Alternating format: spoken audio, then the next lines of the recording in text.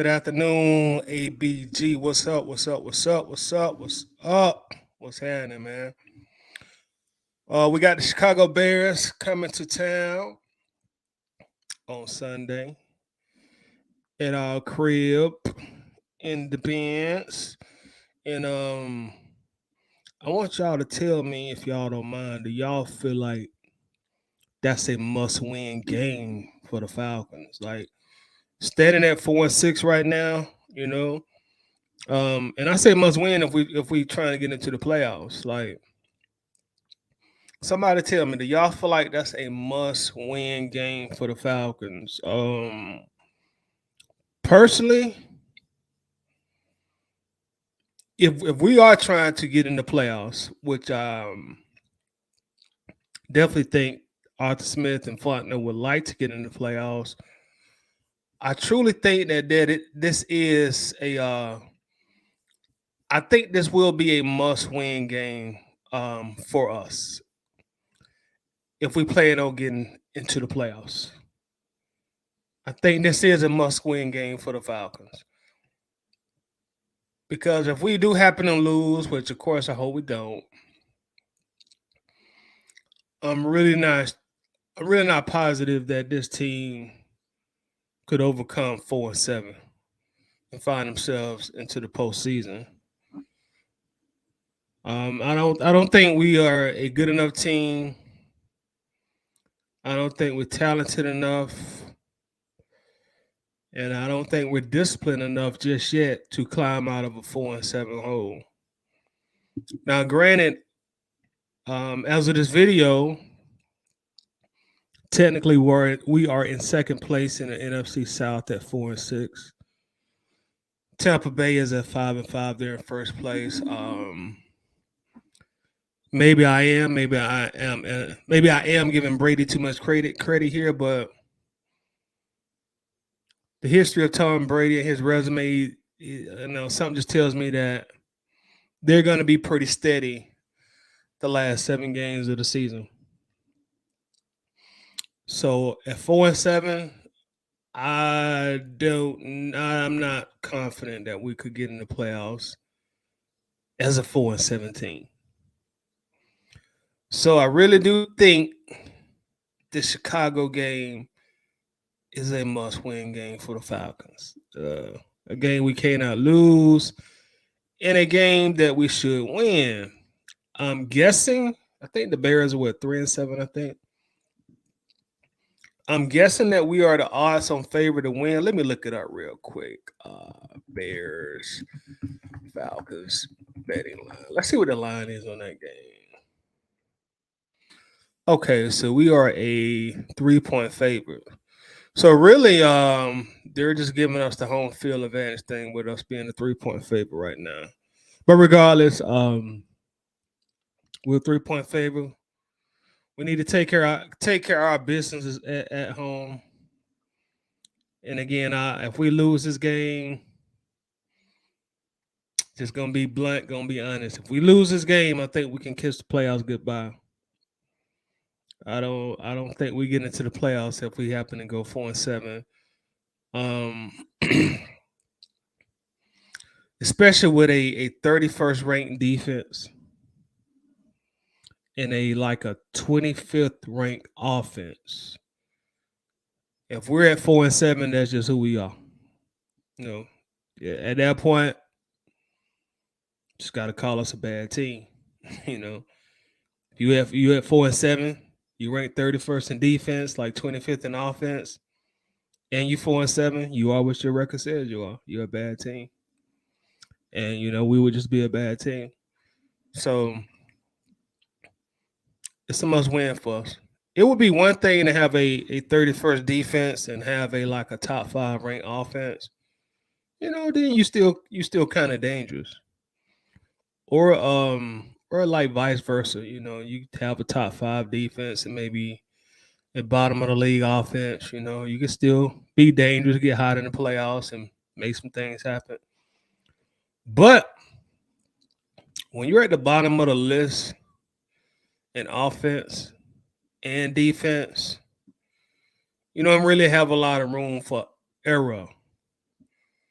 So it's a game that we got to win here at home, protect home field advantage. Game I expect us to win, but shit, I expected us to beat the Panthers also, man. And they walked the dogs on us. You know, they came out there and they totally dominated Atlanta.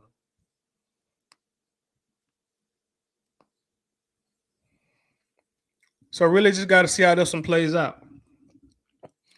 Got to see how it plays out. I see AJ Terrell is back, and that's a huge addition for us because we have been getting totally cooked in our passing defense. So we definitely welcome him back with very open arms, and hopefully his hopefully the hamstring thing is behind him, and he's 100%. He's ready to come out there and ball. How you doing today, Lisa? Lisa says with this defense ranking, is Pease on a hot seat, or are all the injuries on defense going to give him a pass for the season? I don't think he's on a hot seat at all.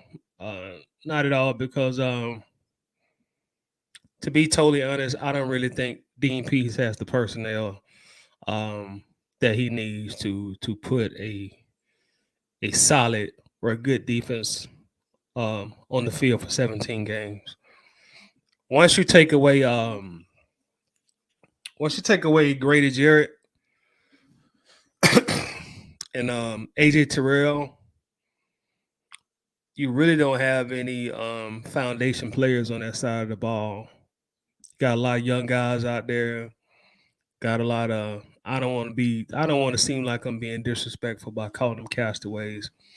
But you got a lot of castaways on the team who are here on 1 year deals, 2 year deals. So um, I don't think his job is in jeopardy, because I really don't think we just have the talent on defense to truly be a competitive defensive team. Now, in the offseason, I really think they're going to spend a lot of money on the defensive side of the ball and get some quality players and probably draft hard on defense. Now, if that does happen, if they spend a good deal of money on defense, bring in some quality players, and we still ranked at the bottom of the league in defense, then at that point, I think Dean Pease would be on the hot seat. Um, I'm not really truly sure that Pease will be here next year. I wouldn't be totally surprised if he retired at the end of the year. Just based on his age and based on the fact that the defense hasn't been good. But to answer your question, I don't think he's on a hot seat.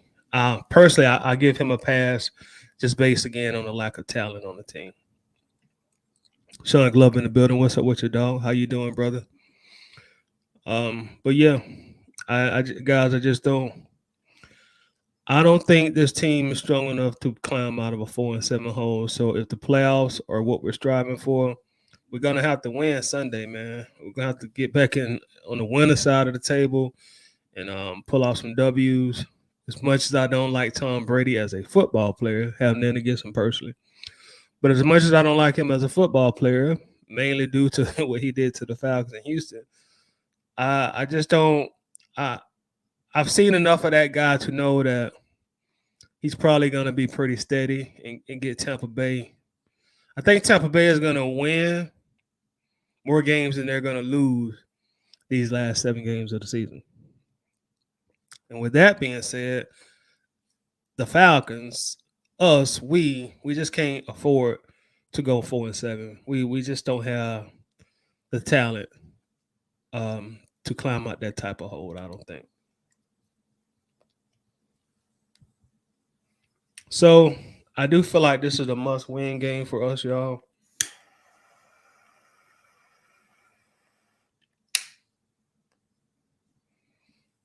We're on a 2-game losing streak. Um, and I think the Bears are going to come in to Atlanta very confident that they can beat us. You know, they just watched the Panthers walk all over us, so I'm sure they'll be very confident that they think they can come here and do the same thing. And I expect this. I expect it to be a big crowd in the bins on Sunday. Chicago hasn't won a Super Bowl since I don't think 1985, if memory serves me correctly. William Refrigerator Perry, Walter Payton, Mike Dick, those guys. But Chicago, they travel very, very well. Wherever they play, Bears fans follow. Chicago, they have a strong fan base and they travel very well. And it's a lot of Bears fans in Atlanta. And people that live in Atlanta, y'all already know that. So I think it'll be a nice crowd out there. So it should be a lot of energy out there. I don't know what the weather gonna be, but it really ain't gonna matter on the field because we got a retractable roof. So we'll be in a climate control facility. Sean says, when you say we are devoid of talented players, how many of the 11 needs to be top tier players? How many need to be stars? That's an excellent question. That's an excellent question. We got one in Grady. Even though AJ has been a little up and down this year, I'm still gonna give AJ a I'm still gonna call him a good player, talented player. To me, he's still a foundation guy. If we had a better defense, he'd look better. But to answer your question, how many need to be stars? I think ideally you want probably at least on your defense, probably at a minimum of 4 stars on the team, or top tier players, or top quality players. I think you probably would want to have at least a minimum of 4. Because at that point, if you got 4, that's about 40% at least of the defense. You could say good top tier talent, top tier players. So I said a minimum of about 4. And with us, I think we only have 2. And I know somebody would say, well, I'm giving AJ Terrell too much credit because he hadn't reached that part yet. So maybe we only have 1.5, if we look at it that way. And that's why I don't feel like Pease is on a hot seat. We just we don't have them guys yet. There have been times where Richie Grant has shown a lot of potential. There's also been times where he looked like, a second year guy, first year starter. Same with Jalen Hawkins. He's shown some potential at times, and then there's also been some times where he's looked totally lost. Like, he hadn't got it all together yet. And we still the same old song with us struggling to rush the quarterback to get sacks. I do like the fact that we're causing turnovers this year. We are intercepting the ball. That's something that we haven't really done well since I think the 2012 season with Willie Moe, Thomas Deku, Sante, Dante Robinson, those guys. But our passing defense is horrendous, man. And our linebacker core, like, if I'm honest, I like their desire, and they play hard. But if I'm honest, man, our linebacker core is below average. I would say they're slightly below average. Sean Evans, Mikael Walker, Troy Anderson, I would say they're slightly below average. Now, they have had some games where they have played well, but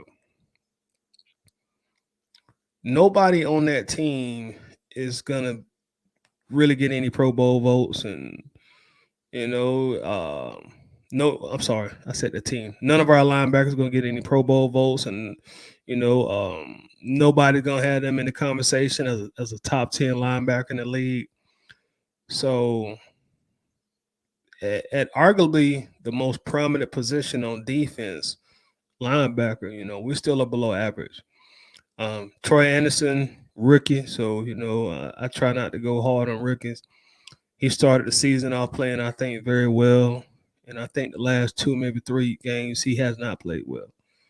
So hopefully in year two, because again, he is a rookie. I tend to get rookie passes. But hopefully in year two, he gets it together and is a more consistent player for us. Lisa says, agree, 2 games under 500 at this point in the season is tough to climb out of. Yeah. And Lisa, if we lose Sunday, it'll be 3 games below 500 with only, 7 games left? That'll put us at 4-7. Yeah, so we don't have, 7 games left. I just don't see it with the team. So we really need to win. We really need to win Sunday. I think we're in must-win territory. So 4 stars equal 3 to 4 top tier, and 3 or 4 solid guys. Yeah, I think you want to have about 4, just 4 like star players, top quality players, top tier players. Because if you got 4, then more than likely they're spread across the defense. That probably means you got a great linebacker. You got at least one great player in the secondary. Um, you probably got like a great pass rusher or a defensive line, and we just don't have that yet on our defense. Hopefully in free agency next year, like I said, hopefully we'll be able to spend some money and get that kind of talent on the team. But right now we just don't have it. That's why I don't feel P's job is in jeopardy, man. He don't have the talent. He just don't have the talent. And I know it'd be easy for us to question him and blame him a lot for the defense, but the personnel just ain't there yet, man. Unfortunately for us. Facebook users, how much of the defense do you think we should build up through free agency and or the draft? I think that should be the major focus. Going into the free agency and also the draft, man.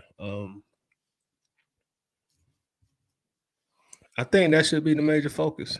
I think most of the money should be spent on the defensive side of the ball. I think the draft should be a defensive heavy draft. I think the vast majority of it should be, man, because like at some point we got to be able to play defense, man. You can't just let guys like PJ Walker throw the ball up and down the field on you. You can't do it.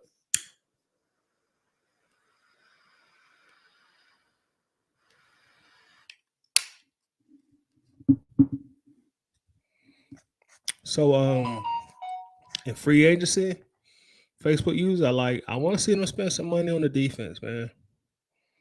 I want to see them spend some money on the defense. We know we can run the ball, but we gotta we gotta climb this mountain when it comes to defense, man. We got to. Every year you just can't be a piss poor defensive team. Like Facebook user, we're ranked 31st in defense, man. The only way you're gonna really win ranked 31st in defense, you got to be ranked top 3, top 5 in offense. That's the only way to counterbalance it. Your offense got to be so potent, so dangerous, so explosive to counterbalance a terrible defense. Your offense just got to be that great. And we ranked 25th, 26th, 25th, 26th in offense. So you can't be at the bottom of the list in offense and defense and expect to win games, expect to get in the playoffs. So I hope the vast majority of the resources in the off season are for the defense, man. I want to see us get a good defense. I'm kind of confident that Arthur Smith will find a way for us to run the ball, especially with the young backs that we got right now. Tyler Algier, Huntley. Patterson will be here another year. And hell, it wouldn't be surprised. It wouldn't surprise me if they draft another running back in the draft, also, man. Because Patterson, he's getting older. They're watching his snaps. They're watching his reps.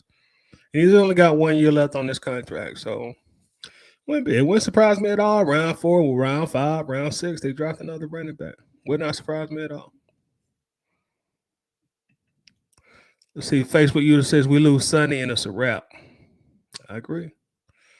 Um, Bump what Arthur is talking about. Ritter should start next week if Chicago beats us. But his little stubborn ass going to continue letting Captain Marcus run us into the iceberg. This is how I think. Knock on wood. Hypothetically, let's say we do lose against Chicago.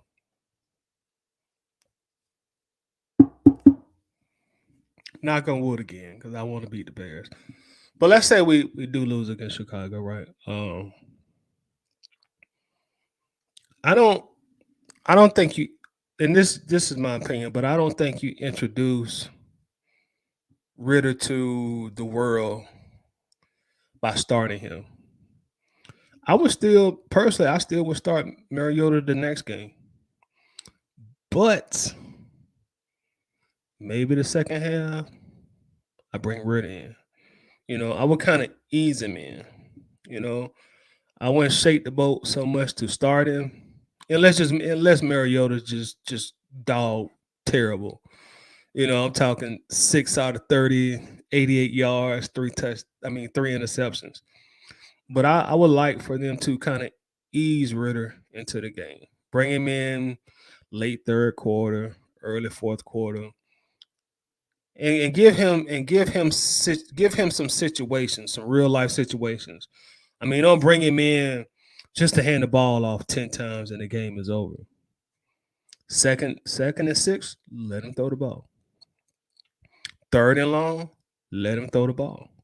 Because at that point in time, he is now facing real live first team NFL defenses. When he played in the preseason, he was playing third, fourth string guys, practice team guys. So I would like to ease him in, but let him throw the ball also off. Just don't bring him in to hand the ball off. You know what I'm saying? Just don't bring him in to hand the ball off. But this is a game we gotta win, man. We really gotta win. And as y'all see, as I put on my caption, welcome home, Justin Fields. Welcome home, Mr. Justin Fields. You know what I'm saying? Welcome home, Justin Fields. A Metro Atlanta native. And I said also that I think it'll be a nice crowd at the stadium on Sunday. Again, the Bears, they travel well. They've always traveled well. They got a pretty strong, solid fan base. And Chicago's like the third, fourth most populated city in America, something like that. Chicago's big as hell. And also, we got a hometown guy coming back home. Got Justin Fields coming back home. Who was a former Georgia Bulldog. Which also increased. Not only is he a hometown guy, but being a former Bulldog, that also kind of increased his hometown stock. So a lot of people are going to go to the game. Maybe I shouldn't say a lot. Maybe I'm exaggerating. A good deal. That sounds more politically correct. I think a good deal of people will go to the game just to see the quarterback the Falcons passed up on in the draft, Justin Fields. So welcome home, Justin. This is going to be very interesting. Going to be very, very interesting. Again, this is a player the Falcons decided not to draft. And the 2021 draft? Yeah, because we're in 2020. Yeah, 2021 draft. So a lot of people are going to go there just for that factor. To see the guy in person, the Falcons passed though. So it's going to be a lot of storylines going on.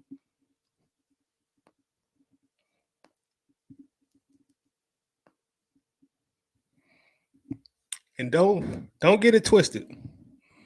Do not get it twisted. Justin is gonna be focused. Justin Fields is gonna want, and I'm not saying he don't try to do this every game, but there's gonna be an extra incentive for him mentally to make this his best NFL game.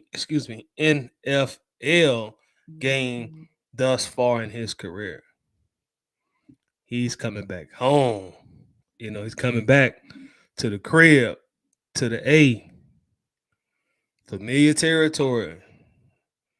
He was a Georgia high school legend, bar none. One of the greatest high school football players in Georgia high school history, bar none. Family still in Georgia. This is his roots, Metro Atlanta. Atlanta. He has been very vocal. He grew up a Falcons fan. He said his dad had season tickets. They used to go to Falcons games like we do. So this game is gonna mean a lot to Justin, and rightfully so.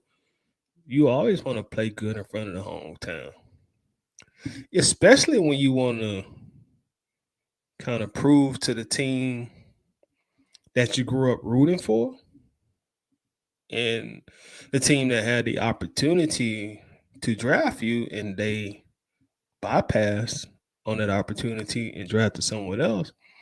So now you want to kind of prove it to them, like, hey guys, like, look what you missed out on. So he's really gonna come and try to stick it to us. You know what I'm saying? He's gonna try to stick it to us. So I'm hoping our defense is gonna be up for the task of not letting him have a career day against us, you know. And y'all to take my Falcons card, but I hope he does play well. But I want us to get the victory, of course. I want us to get the victory, of course. And it's just gonna be interesting to see the narrative within our fan base about the game. If he does play well. Because I think his last 2 or 3 games he has started to play better. Because he started out very, very slow.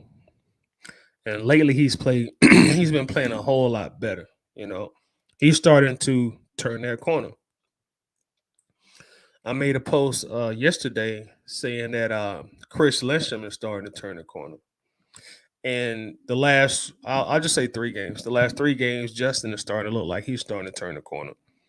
So a lot of the commentary within the Falcons fan base has turned to, well, we should have drafted Justin. Oh, we should have drafted. Oh, we so stupid. We should have drafted Justin. We should have drafted Justin. You know what I'm saying? Y'all know what I'm talking about. Y'all know how it goes. And for me personally, touching on that situation, our last 2 draft picks, right? First round, I'm talking. Our last 2 first round draft picks.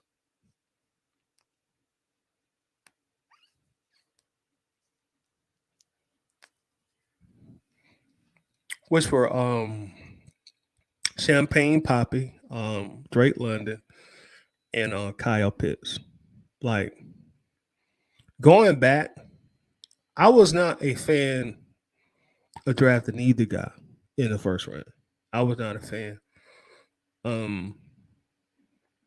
I didn't, and I'm speaking of my personal opinion, I just didn't feel like taking 2 pass catches in consecutive drafts was the best idea to rebuild the team.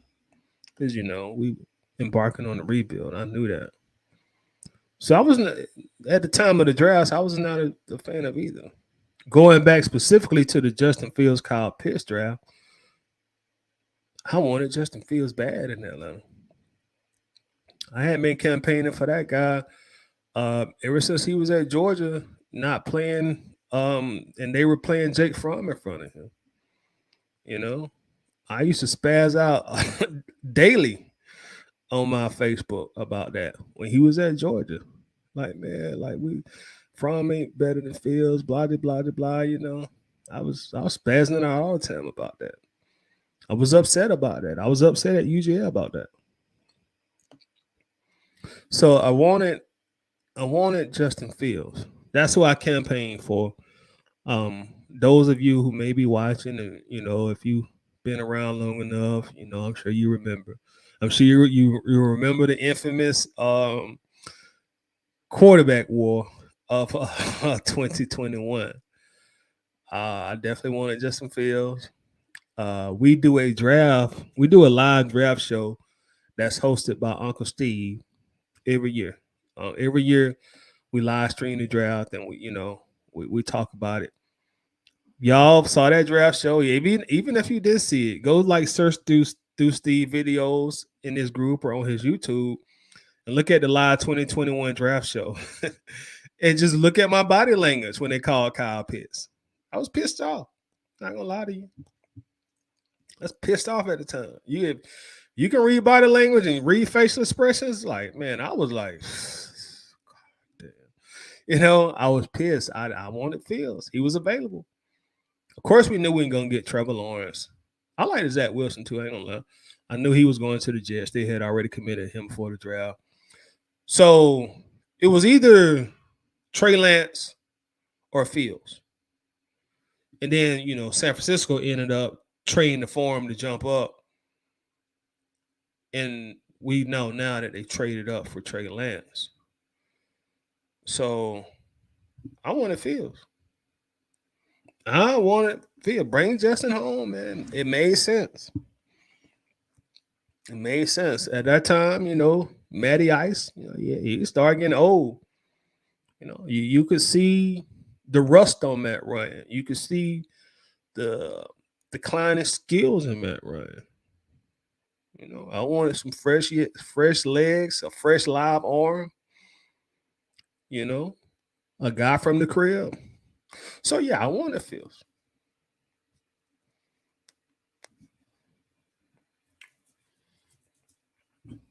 Going into the 2022 draft.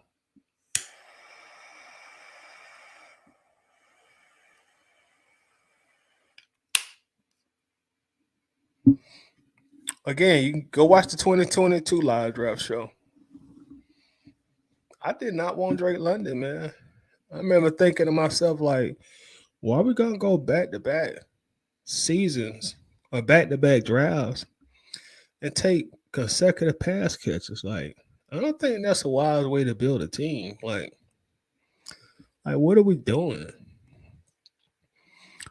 But yeah, you go back and watch that broadcast. You can look at my facial expression again and my demeanor. I'm sitting here like, Falcons gonna Falcon. Like, man, this team, bro, they just always make the wrong fucking decision. You can just see it in my face. I'm just like, this team, bro. You know what I'm saying? Ready to put my head under the table and just like, So the point I'm trying to make is at the time of the drafts, none against Kyle, but at that time, I did not want Pitts. I wanted Fields. I was advocating for Fields. Then against Champagne Poppy Drake London. But I didn't want another wide receiver at 8. I didn't want it. So the point I'm really trying to make is like a lot of people within the fan base, it was not a popular pick for me. But you know what? After like a week, 2 weeks, 3 weeks at most, I got over it. Okay, they didn't get the guy I wanted to get. All right, Kyle Pitts, let's rock, buddy. Hey, you the guy. Welcome to Atlanta. Welcome to the A. And Kyle Pitts' first year here in Atlanta, man, it was phenomenal. Kyle Pitts was phenomenal.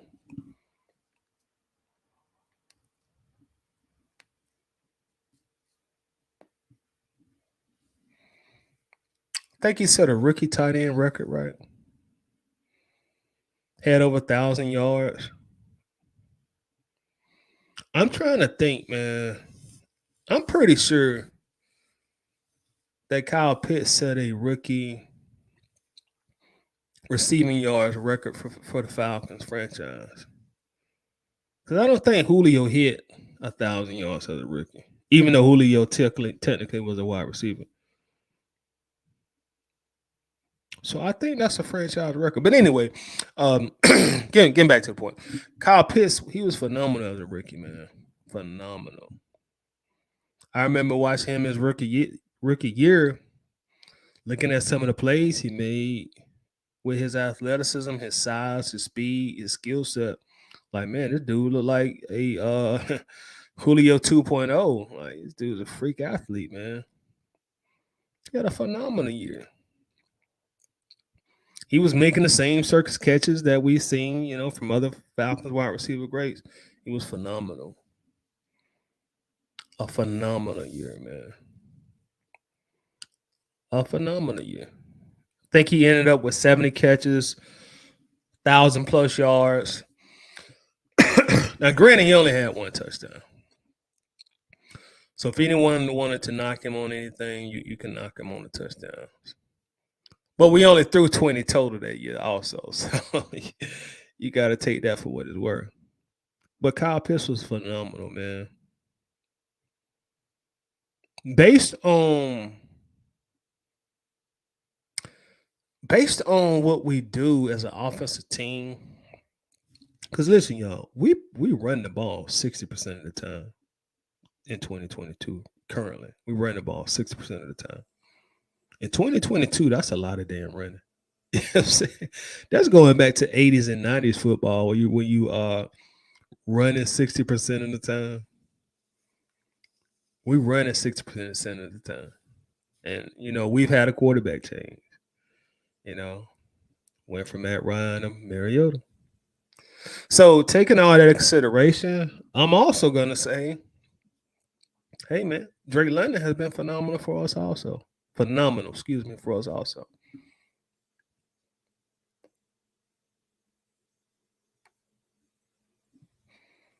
He's been phenomenal. Has 3 touchdown catches already. Has made some clutch catches for us. Tough.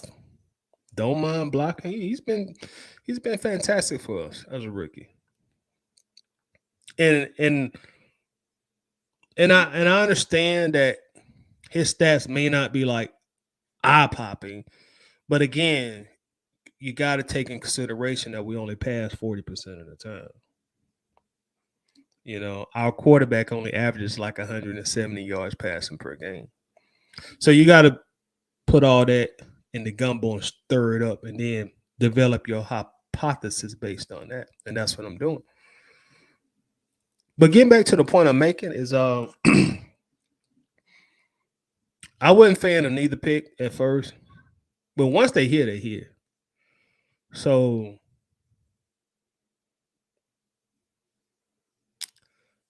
the whole, and again, I wanted Fields to be here. But I could not allow myself to dwell on that too long. Because that's not something I can control. I can't control who the Falcons draft. I have no control over that. That's the guys who get paid on real big ass checks. Up in Flowery Branch. They control that shit. So, from my own personal perspective, yeah, I could be a little in my feelings for like a week or two. But after like 3 weeks, okay, get over that. That's not who we drafted. Let's move on. And I'm seeing like a lot lately with Fields playing better the last 3 games. A lot of fans, well, we should have drafted Fields, we should have got Justin, we should have got, hey guys, but we didn't get him. Are we gonna spend the next? Is that gonna be the next 15-year argument in the fan base? Because the guy that just got traded, that was the last 15-year argument in the fan base. So the next 15-year argument is gonna be we should have drafted this guy. And I don't personally, and don't get me wrong, I'm not saying that nobody is wrong in saying that. because you really just being a fan at the end of the day.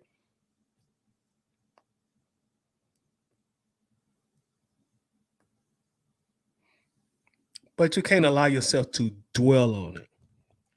Is the point I'm trying to make. You can't allow yourself to dwell on it. At some point, you got to move past that. That's not who they drafted, you know?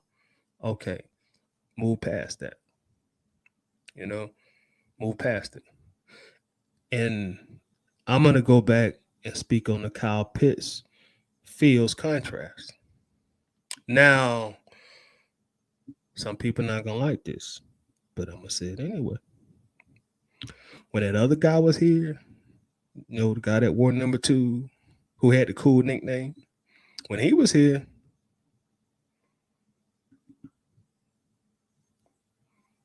Kyle Pitts looked like a unicorn. Let's just call a spade a spade. When he was here, Pitts looked like a unicorn. Just call a spade a spade. For all the flaws that the last quarterback had, he had Kyle Pitts looking like a unicorn. Pro Bowl, top 100 player in the NFL. And I said it plenty of times, I value the top 100 list. That's the players giving their opinion on their colleagues, their peers, their co-workers. So I value that over ESPN list. I value that list over Fox News list. I value that list over Stephen A. Smith's list. I value that list over Skip and Shannon's list. You know what I'm saying? I value the players list. And the players played against that guy and said, God damn it, he as a rookie, he's already a top 100 player.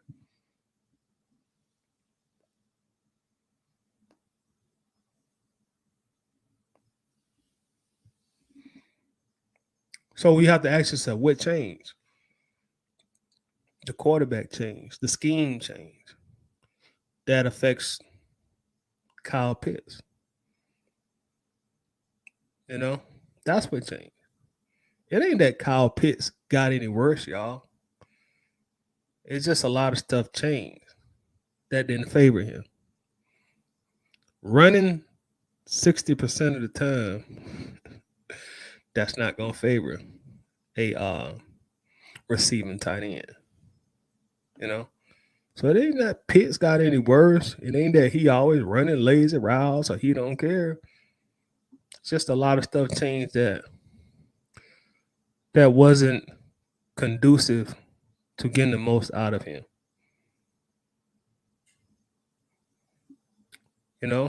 Same with Drake London. If we were a more balanced team, his stats would be a whole lot better. If we were a more balanced team, Drake London would be the runaway rookie of the year. But we're not. So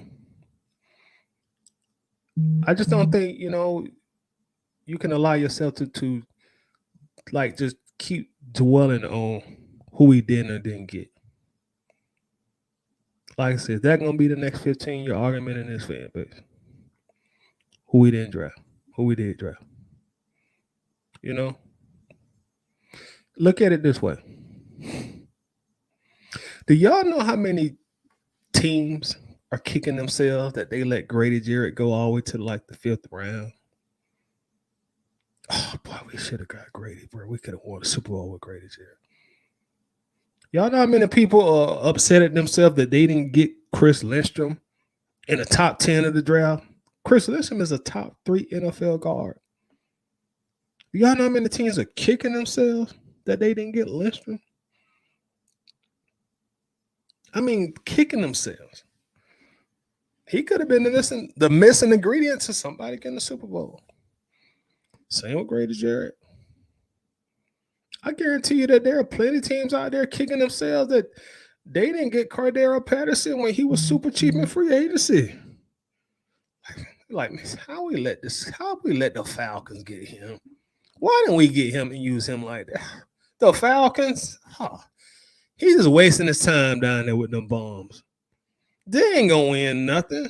I guarantee you, bro. It's like 20 general managers and a lot of head coaches are kicking themselves that they let Patterson come to the Falcons.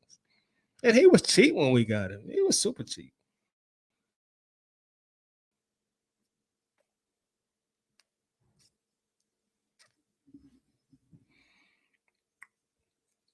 I guarantee you there are a lot of people right now that watch Algier run the ball for us, and they're like, "Damn, we should have drafted Algier. Look at what are you doing in Atlanta." So that's the name of the game. That's the name of the game, bro. You mean you win some, you lose some, you know? And I wish all the best for Justin. Like I said, he's a Georgia boy like me. Went to Georgia. I root for Georgia. But hey, that's not who we drafted, y'all. We got Kyle Pitts. That's who goes to practice for us every day. You know, that's who puts on the Falcons helmet every day. And and I can understand. I can somewhat being a Falcons fan all my life. I really know how I really know how the fan base operates. You know, I know how the fan base operates. I know the dynamics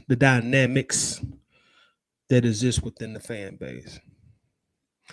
A lot of things that Justin has done the last 2 or 3 games is very exciting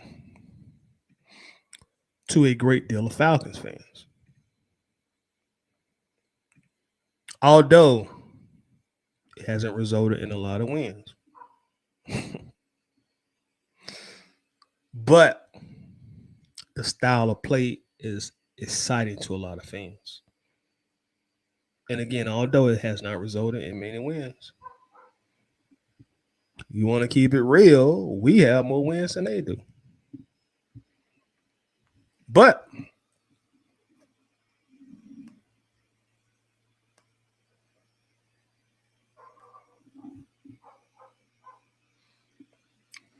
for a good amount of Falcons fans and a such a entertainment mecca like the city of Atlanta, you know what I'm saying, who set so many trends, trailblazers, you know, it's a certain style that's captivating and appealing to the fan base. Now, I'm about to give y'all some numbers like I like to do. Hey, y'all, don't get mad at me. Like, hey, I I fucks with Justin. You've known me on Facebook long enough. You already know that. But I'm a Falcons fan first. Don't never get that misconstrued. You know, I'm gonna always ride with the bird. I'm not gonna ride with the bear, I'm gonna ride with the bird. So let's look at some numbers. And I'm not trying to knock Justin. I'm just putting everything on the table.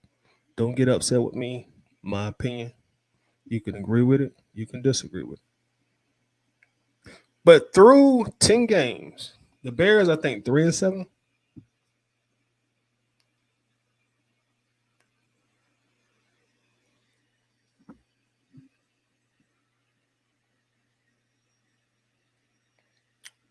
Justin Fields has started 10 games for the Bears this year.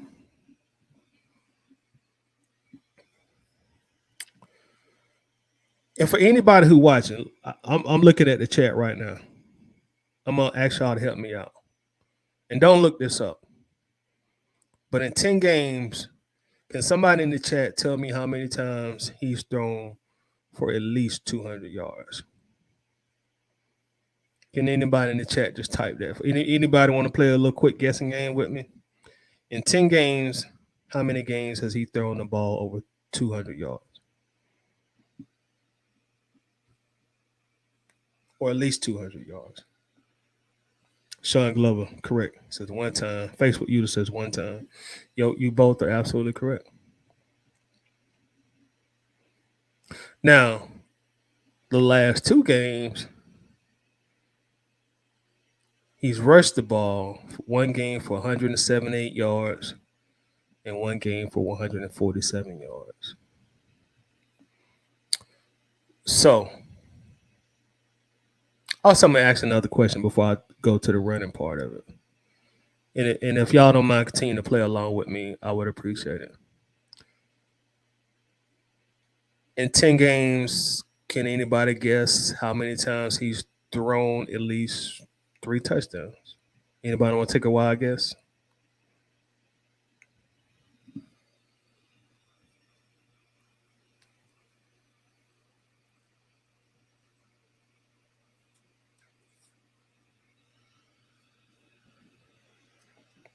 Brandon says 0. Facebook user says 0. Both are incorrect. Anybody else want to take another guess? And don't look it up. But how many games has he thrown the ball, thrown at least 3 touchdowns? Sean said he has the QB rushing record also for a single game. Any other guesses? 2. That's not 2 is not correct. I'll give y'all the answer. Eric also says 2. That's not the answer. You're correct, Brandon. 1 game. And that was the game on November the 6th against Miami. He had 3 touchdowns that game, 123 yards that game. Now, the last 2 games, the last game they played against Detroit, he had 147 yards rushing. The game previous to that against Miami, he had 178 yards rushing.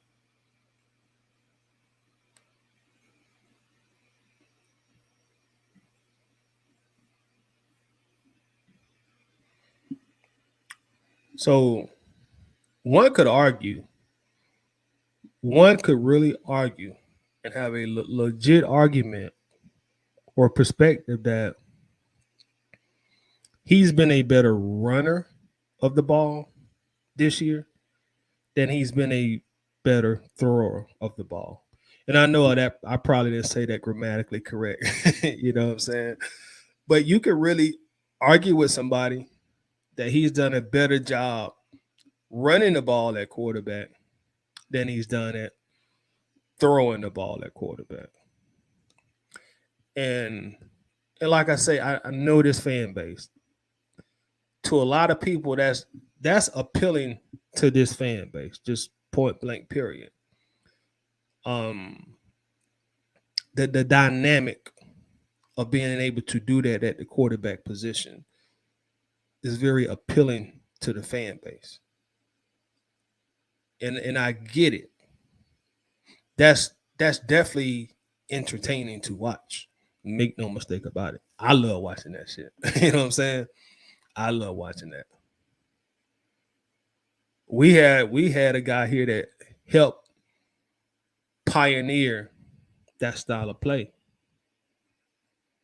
And that was some of the best Falcons football I've ever watched in my life. You know what I'm saying? Going to those games were really like an event. It was like a concert, you know.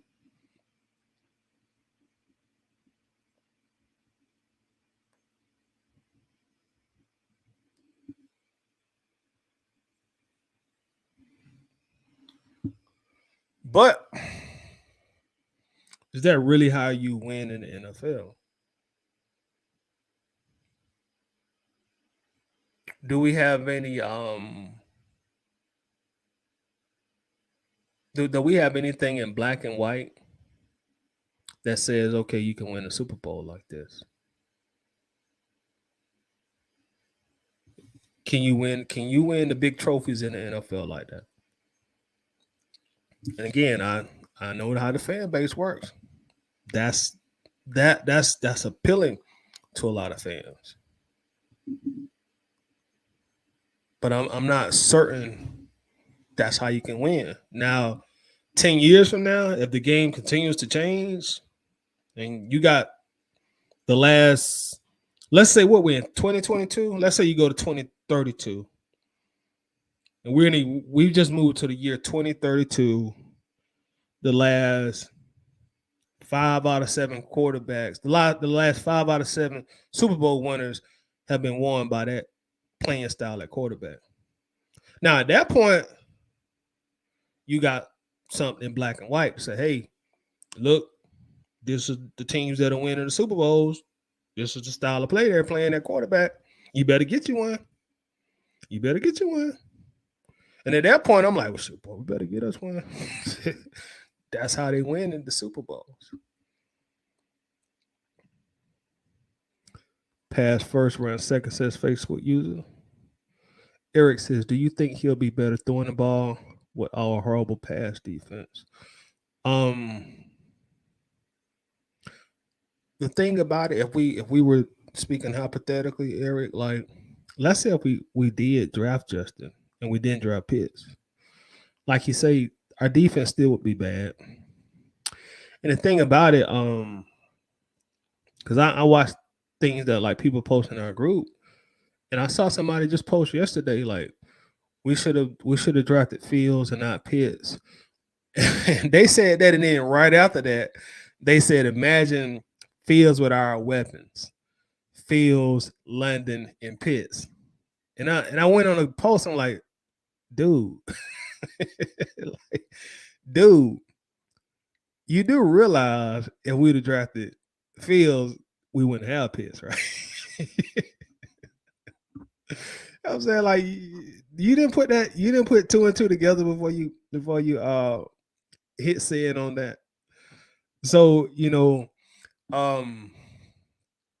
let's say if Justin was on the team right now, you got one less weapon to throw the ball to.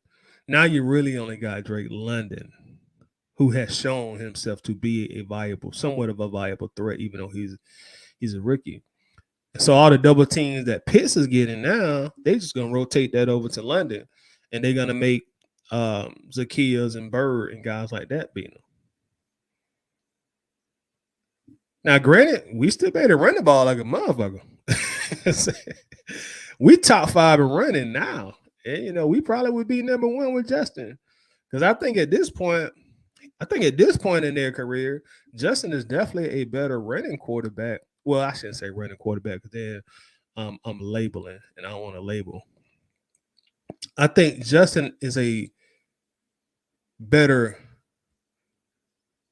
athlete when running the ball from the quarterback position than Mariota is at this point in their career, even though Mariota is good at it,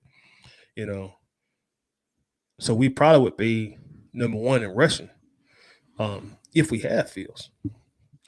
But would it translate to wins? Because, like, a lot of things that people are saying for Fields now in Chicago, well, he ain't got no weapons. It'd be the same thing if he came to Atlanta. You really won't have nobody to throw to but Drake London, and they're gonna double team the hell out of his ass. Pitts wouldn't be here. You know what I'm saying? Pitts wouldn't be here if Fields was here.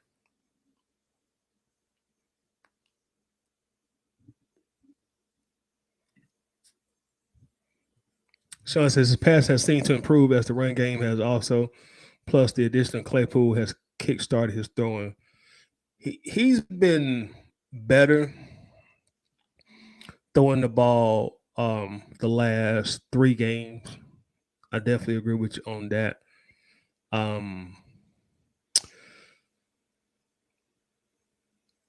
The last 2 games, his completion percentage has been 60%. That's not terrible in the NFL. I would say that's probably mediocre at best. I think even Mariota has above 60% completion percentage. The last 3 games, this is his passing yards. 167 yards passing against Chicago. Detroit. 167 yards passing versus Detroit. 123 yards passing against Miami. 151 yards passing against Dallas.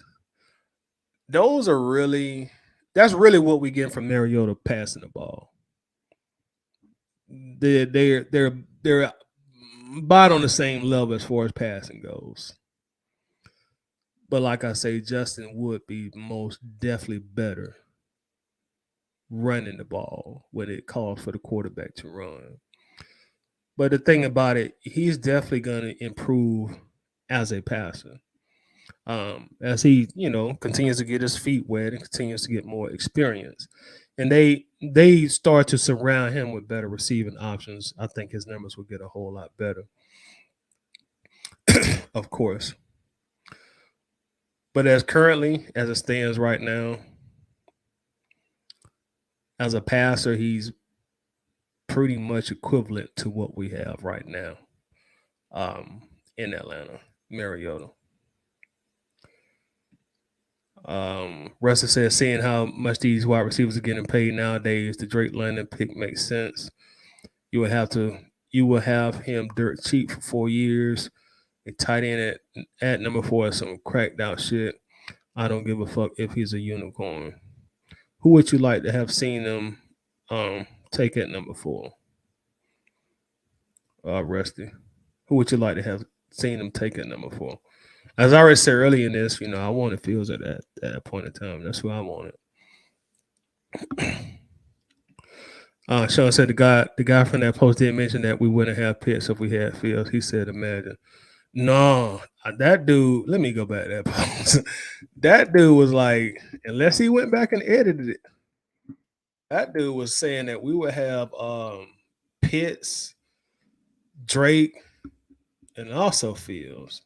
If we talking about the same post, because I know it's probably been a bunch of them posts.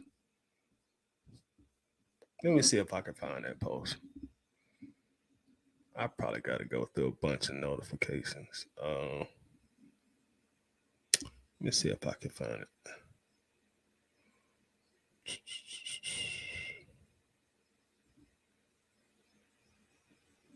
Oh, there you go, right there. Let's see what he said.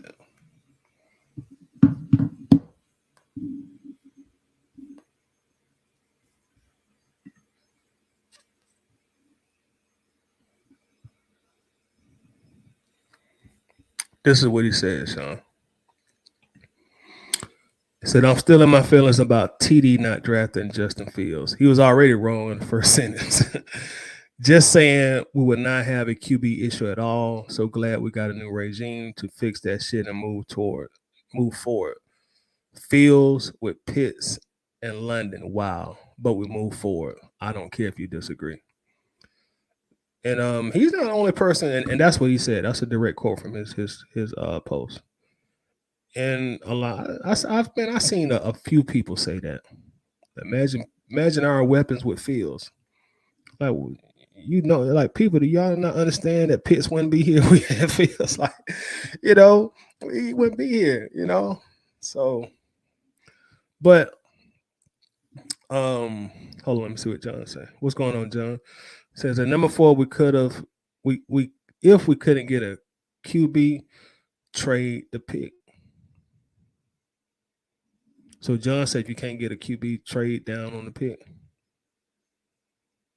Do you think the Falcons might have tried to do that possibly? Because I don't know. I don't know if they did or they didn't.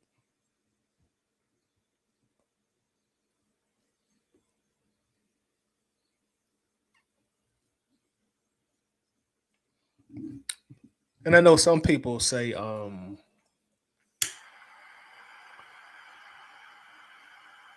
I've seen some people had a perspective of like, if this is kind of scheme that Arthur Smith gonna run or gonna utilize when we do a lot of running, then the Pitts and the London pick didn't make a lot of sense.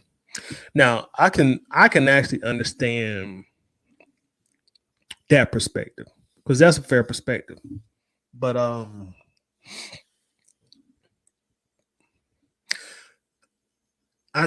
often when I had that conversation, I tell people like y'all, Arthur Smith want to throw the ball more. You know what I'm saying? He don't want to play this 1978 Pittsburgh Steelers football. He want to throw the ball more, but he know he don't trust Mariota. So he has to kind of go with what works best. And going back to last year, we threw the ball quite a lot, Say what you want about Matt Ryan, but he was definitely a better passer than Mariota. You know, we threw the ball quite a bit with the last quarterback. If you go watch or look at Tannehill's passing numbers when Arthur Smith was the coordinator, they passed the ball quite a bit compared to the Falcons passing the ball with Tannehill because he had faith in Tannehill throwing the ball. And this is what Derrick Henry, beast of all beasts, they still were throwing the ball. Tannehill averaged like 30 passing attempts per game when Smith was the coordinator. Mariota's averaging about 21, 22 passing attempts right now. So I think ultimately Arthur Smith Fontenot, they want to get a quarterback in here who can really throw the ball. They know that Mariota can't throw the ball. Just gonna call it what it is. They know he can't throw the ball. So they're not gonna put him out there to throw 30, 35 times a game because they know, hey man, like he gonna throw 3 or 4 interceptions if he do that. Ain't no way we can win. So I really think they want to get them a quarterback who can throw, and I think that's really why they had the full court press on Deshaun Watson. With all the controversy they had going on with Deshaun and all the negative press you'd have got, Terry and Arthur, they did not give a damn. They're like, this is the quarterback that would be perfect for us. He can throw, and he also can be athletic and run when we need him to run.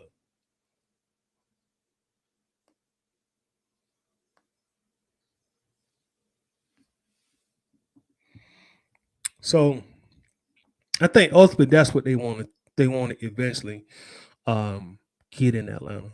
I don't know how they're going to go about doing it, because you ain't going to have a Deshaun Watson be available again probably for another 10, 15, 20, 30 years. So if they do that in a draft or however they do it, they do it. But I think you'll see the playbook open up quite a bit once we get an ample throw of the football in here. John says it didn't make sense to pay a tight end QB money. Well, he's making draft pick money. You know, even if we would have drafted a guard at number 4, you know, he'd have got the same contract. So when you get drafted in the top 10, you're paid, you know, based on your draft position. So whatever position that we would have took at number 4, you know, that's what they would have got paid. Winston, what's up? How you doing, bro? I'm chilling. Winston says, when we finally get a quarterback and the defensive pieces we need, watch how everyone will love our coaching coordinators. I agree with that. I totally agree with that. We just got to put it all together, and we got a few more years to do it.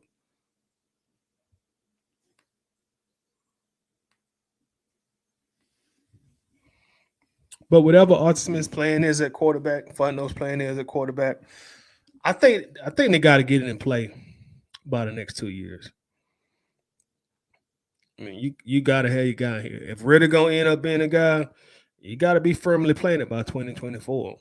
If you're gonna draft a guy, you got to do it by the 2024 draft or during the 2024 draft. You know, you can't go after year 4. You can't be playing this hopscotch game at the quarterback position. You know what I'm saying? That'll be 4 years.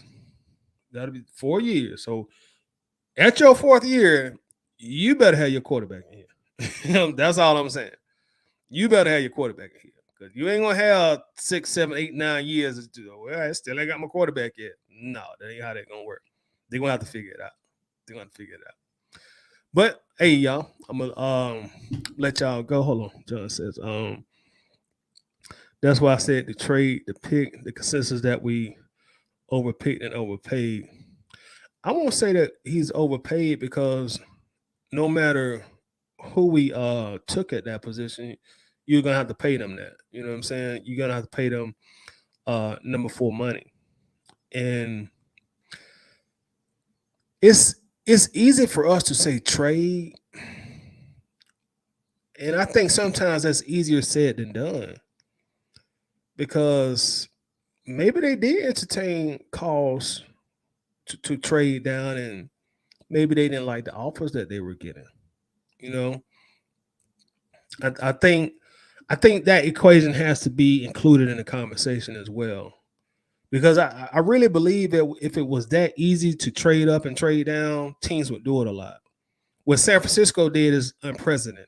You don't see that often. And you saw the price that they paid. In the top 10, the top 5 specifically, think about the drafts of the past. You don't see a lot of movement going on there. So and it's easier for us to say we'll just trade down, but maybe it's not easy as saying that. And maybe it's simply Kyle Pitts is just who they wanted. Maybe that's who they wanted. And we at least owe it to them to see what happens with that pick. Like I said, I know a lot of people going Justin Fields crazy right now, but he's running the ball. We've seen that in Atlanta already. We've had a guy here 20 years ago who he was a damn good runner of the football at the quarterback position. We've seen that before.